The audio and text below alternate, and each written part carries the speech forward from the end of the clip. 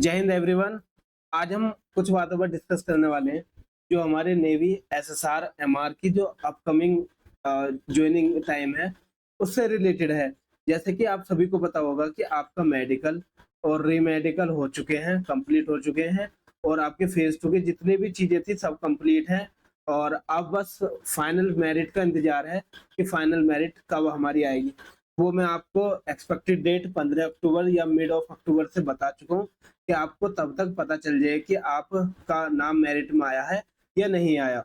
और मैं इसके बारे में भी इंफॉर्मेशन दे चुका हूँ कि जो दोनों इंटेक हैं हमारे 2024 का और 2025 का फर्स्ट, वो मर्ज कर दिए गए हैं। क्या क्या उस पर इफेक्ट आएगा और उसकी वीडियो आप यदि देखना चाहें तो हमारे चैनल पर देख सकते हैं। बट आज मैं आपसे बात करने वाला हूँ, जैसे ही आप सभी को पता है कि जो नेवी मेडिकल असिस्टेंट है उसकी नई वैकेंसी आई थी जो परमानेंट है, बट उसमें और आपकी वैकेंसी में क्या एक कॉमन चीज है, वो है ट्रेनिंग टाइम।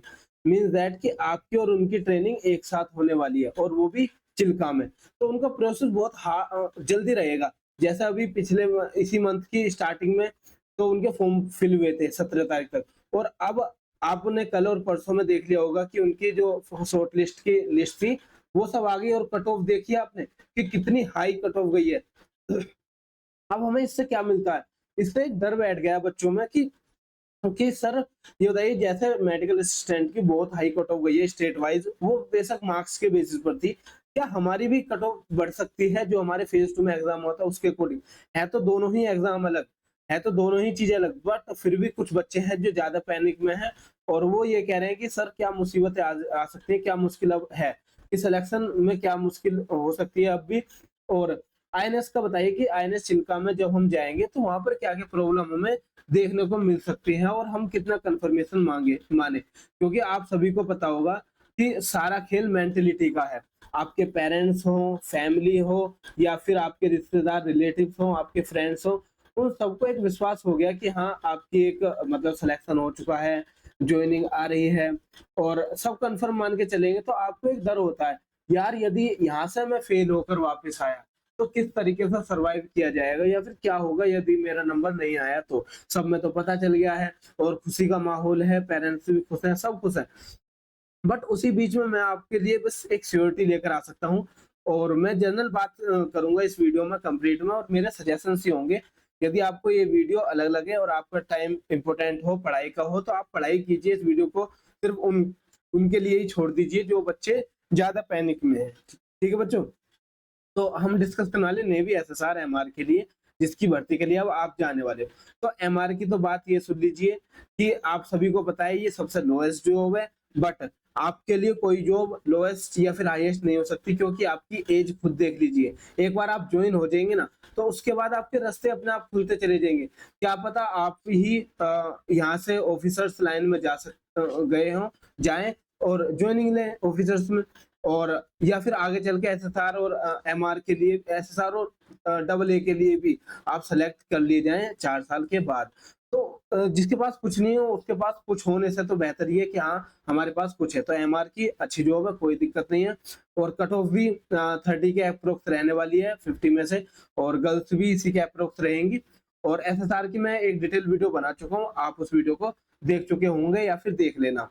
अब हम आते हैं कि इम्पोर्टेंट पॉइंट पर बात करें कि क्या-क्या हमारे इम्पोर्टेंट पॉइंट रह सकते हैं इस टाइम डिस्कशन के। तो मैं जेन्युइनली बस अपने जो मेरा पर्सनल सजेशन है उसके बेस पे मैं बात करना चाहूँगा, और उस बेसिस पर जब स्टूडेंट और कैंडिडेट के मेरे पास मैसेजेस आते हैं ना, अब सबका रिप्लाई देना तो मेरे लिए पॉसिबल नहीं हो पाता, क्योंकि मैं आपके कंटेंट जो आपका एयरफोर्स एग्जाम आने वाला है आगे, उसके लिए कंटेंट तैयार कर रहा हूँ, डेली वीडियोज़ आ रही हैं और उन्हें अपलोड करना, तो उसमें सारा मोस्टली टाइम जाता है।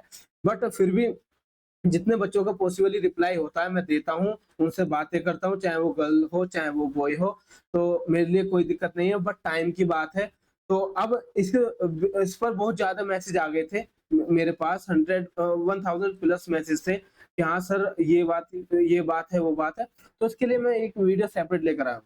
तो चलिए बात करते हैं हम इम्पोर्टेंट पॉइंट्स पर।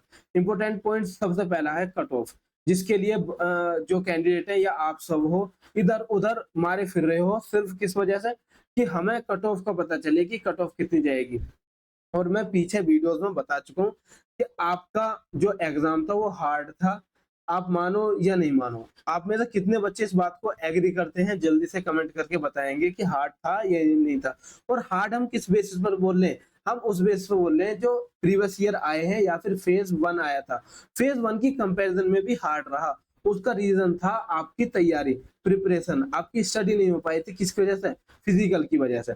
बट बच्चों एक बात बताइए, जब उन्हें अप्रोक्स मान के चलो कि 2000 स्टूडेंट या 2000 कैंडिडेट चाहिए ट्रेनिंग के लिए, बट यहाँ से जब वो कट ऑफ क्लेरिफाई करेंगे तो स्टेट वाइज कट ऑफ लगेगी। तो मैं फॉर एन एग्जांपल लेकर चलता हूँ कि हरियाणा से उन्हें 400 बच्चे चाहिए, ठीक है। अब 400 बच्चों की उन्होंने कट ऑफ देखी कि 400 बच्चे कहाँ लाई कर रहे हैं, उन्होंने देखा कि 60 से प्लस पर 400 बच्चे लाई कर रहे हैं, तो इसका मतलब उन्हें कट ऑफ मजबूरी में 60 लगानी होगी। और ऐसे ही अगर मैं बात करने चलूं मुंबई की, कि मुंबई में उन्हें चाहिए 300 बंदे, कि 300 कैंडिडेट मुंबई से मिल जाए हमें, तो उसमें ये उन्होंने कट ऑफ लगाई, उन्होंने देखा यार 30 से प्लस पर ही हमें 300 मिल रहे हैं। अगर हम 440 पर जाते हैं तो वहां पर तो 100 बच्चे ही है कि 40 प्लस 100 बच्चों के हैं, तो वहां पर कट ऑफ कितनी चली जाएगी, 30 चली जाएगी। तो हाई कट ऑफ का बढ़ने का सिर्फ आपके जो नंबर ऑफ कैंडिडेट है ना स्टेट में, उस पर डिपेंड करेगा, इसके अलावा किसी और चीज पर नहीं, कि पर्टिकुलर स्टेट की कितनी वैकेंसीज है। और ये वैकेंसीज हमें नहीं पता, ये सब कॉन्फिडेंशियल है, उन ऑफिसर्स को ही पता है, नेवी के ऑफिसर्स को पता है, और अदर कोई नहीं जानता। तो हम इस बात से कह सकते हैं कि जैसे आपका मेडिकल असिस्टेंट के आए हैं ना, नेवी मेडिकल असिस्टेंट के कट ऑफ 90 प्लस गई है, मोस्टली 90% प्लस आपके हर स्टेट की देखने को मिली है। तो वो क्या दिखाता है, वो ये दिखाता है कि नंबर ऑफ कैंडिडेट जो है, नंबर ऑफ स्टूडेंट वो बहुत ज्यादा हैं, और अपनी परसेंटेज मतलब 95 प्लस परसेंटेज लेकर तो बहुत सारे बच्चे, तो इस वजह से कट ऑफ वहां पहुंची। सपोज करो आप में से ही बहुत सारे बच्चों के यदि यहाँ पर ना मतलब एग्जाम सही चला गया हो और वो नहीं बता पा रहा हो, या फिर जैसा कि नेगेटिव मार्किंग तो थी नहीं, अब आपने सबने 100 कर लिए होंगे, क्या पता 100 में से आपके तुक्के से ही एक्स्ट्रा नंबर पहुंच जाए, तो कट ऑफ हाई होने के एक पॉसिबिलिटी हो सकती है। मैं डरा नहीं समझा रहा हूँ, क्या पता आप भी उसमें से हो कि आपने 100 में से 100 कर लिए थे और आपके नंबर इंक्रीज हो जाए और आपके नंबर बैठे 70 प्लस या फिर 60 प्लस, और आप 50 प्लस की भी कट ऑफ क्लियर कर दो। तो देखिए, तो अब ये सब क्लियरिफाई होएगा सिर्फ जब आपकी मेरिट लिस्ट आएगी तब। तो तब तक का हमें वेट करना होगा, पेशेंस रखिए बच्चों, और इंतजार के अलावा कोई और ऑप्शन नहीं है। दूसरा ऑप्शन ये हो सकता है कि आप अपने एग्जाम की तैयारी कर सकते हैं बस। अब हम आते हैं मेडिकल पर।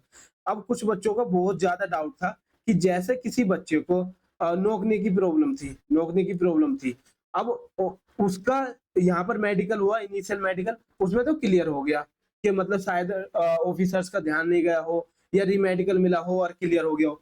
तो उसका ये डर है कि जब हम चिल्का में जाएंगे और तब वो नौकरी का पॉइंट दे दिया तो क्या होएगा, क्योंकि उसके बाद तो री मेडिकल नहीं है, वहां से तो सीधे आउट होंगे। तो उसके बारे में मैं बात करने वाला हूँ वीडियो में आगे, बट मैं पहले ज्वाइनिंग की बात कर लेता हूँ। जैसे आप सभी को बताया कि आपकी ज्वाइनिंग आपके एडमिट कार्ड आने के तुरंत 10 से 15 दिन में हो जाएगी। उसके लिए जो इम्पोर्टेंट डॉक्यूमेंट्स, इम्पोर्टेंट जो लगेज होगा, उसके लिए मैं वीडियो लेकर आऊंगा, तब समझाऊंगा विद एक्सपीरियंस। बट यहाँ पर अगर हम बात करें कि ज्वाइनिंग के लिए कौन कौन तैयार रहे, ये बहुत क्रिटिकल पॉइंट रहेगा बच्चों, क्योंकि वापस आने के भी चांस रहते हैं।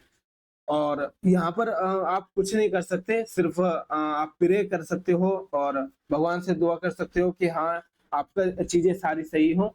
और दूसरी चीज कि आप हॉस्पिटलाइज मत हुई, चाहे वो फीवर हो या फिर किसी तरीके का अनफॉर्चुनेट एक्सीडेंट, वो मत रहिए प्लीज।